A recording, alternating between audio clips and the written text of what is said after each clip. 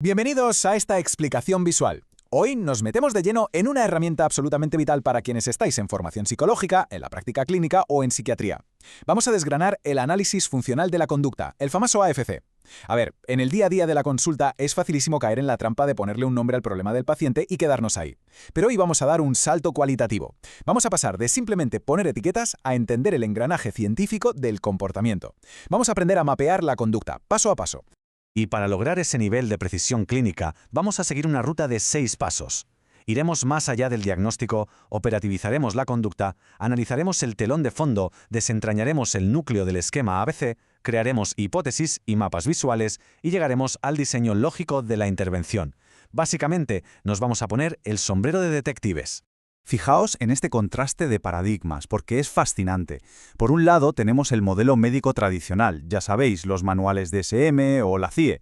Nos dan etiquetas basadas en síntomas y categorías estáticas, nos dicen qué tiene la persona. Pero claro, a nivel clínico eso muchas veces se nos queda corto para intervenir. Por otro lado, la alternativa científica, el análisis funcional. Esto no es un simple listado de síntomas, es un mapa completamente personalizado que explica por qué narices una conducta concreta se sigue manteniendo a día de hoy. Es pasar de nombrar el problema a comprender cómo funciona. Entonces, el punto de partida de nuestra investigación, el paso 1, es clave. Imaginad que entra un paciente por la puerta y os dice: tengo ansiedad.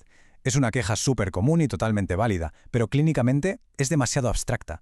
No podemos trabajar con conceptos ambiguos. Nuestra primera misión es transformar esa queja general en unidades de conducta concretas que se puedan observar y medir. La gran pregunta es, cuando esta persona dice ansiedad, ¿qué está haciendo exactamente? ¿Qué está pasando físicamente en esa sala? Para hacer esa traducción, usamos lo que llamamos el análisis morfológico, o topografía de la conducta. Desmenuzamos esa ansiedad en 3 canales de respuesta precisos. Primero, el nivel motor, las acciones. Se muerde las uñas, sale huyendo del lugar. Segundo, el nivel fisiológico, el cuerpo. Siente taquicardia, sudoración excesiva. Y tercero, el nivel cognitivo, los pensamientos.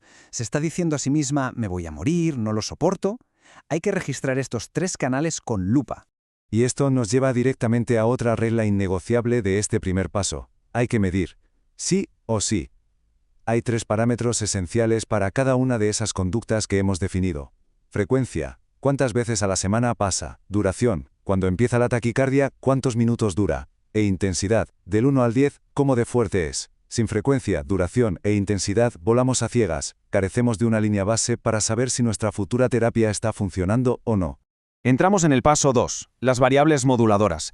A mí me gusta llamarlo el telón de fondo. A ver, estas variables no son las que disparan la conducta de forma directa, pero son el escenario que facilita o dificulta que todo ocurra. Hablamos de variables del organismo, como la biología, si toma algún fármaco o su nivel de estrés basal.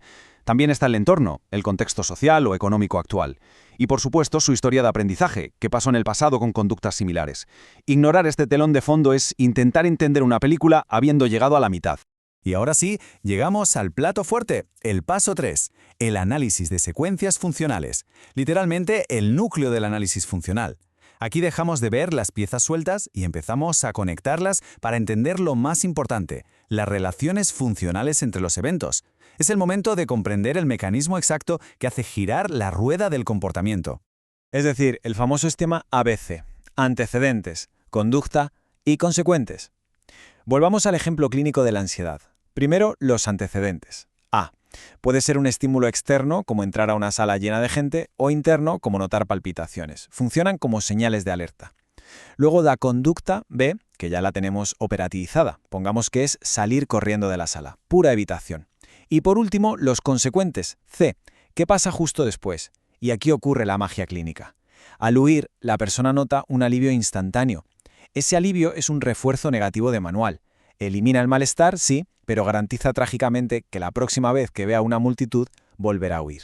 Entender toda esta secuencia nos lanza al paso 4, que es sin lugar a dudas el concepto estrella para diseñar nuestro tratamiento, la hipótesis de mantenimiento. Básicamente es la explicación de por qué el problema sigue existiendo hoy.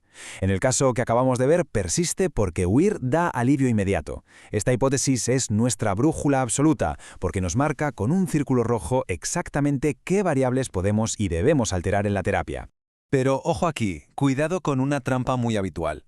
Es vital distinguir entre la hipótesis de origen y la de mantenimiento. El origen nos dice cómo empezó el problema en el pasado. Por ejemplo, un ataque de pánico que tuvo la persona hace 10 años. Está muy bien saberlo, pero la de mantenimiento nos explica por qué sigue pasando en el presente. El pasado nos da el contexto de la historia, claro, pero los clínicos operamos y generamos el cambio tocando las variables del presente. Bueno, para no volvernos locos con tantísima información, el paso 5 nos da una herramienta brutal, los diagramas analítico-funcionales, o FACD. En vez de tener 20 folios llenos de notas, usamos un esquema visual con flechas y símbolos para mapear cómo las causas se conectan con las conductas. Pasamos de ver una lista de problemas a ver un sistema dinámico interconectado. Facilita muchísimo la comprensión del caso a un solo golpe de vista. Y llega la recompensa a todo este curro de detectives, el paso 6, el diseño de la intervención. Y esto es fundamental. La técnica no se elige al azar, ni por manías del terapeuta. Tiene que ser una derivación totalmente lógica de nuestro análisis.